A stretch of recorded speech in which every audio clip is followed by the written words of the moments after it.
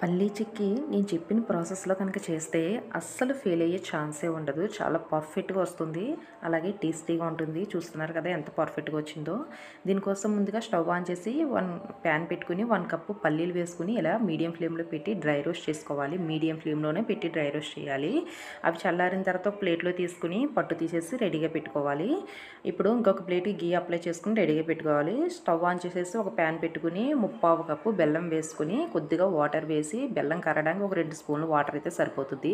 అలా కరిగిన తర్వాత స్ట్రైనర్‌తో వడకట్టేసుకోండి. వడకపెట్టుకొని ఆ తర్వాత మళ్ళీ అదే ప్యాన్‌లోకి యాడ్ చేసేసి ముదురుపాకం వచ్చేంత విధంగా మనం పాకం రెడీ చేసుకోవాలి. వాటర్‌లో వేస్ట్ చేస్తే ఇలా టక్ టక్ అని విరగాలన్నమాట.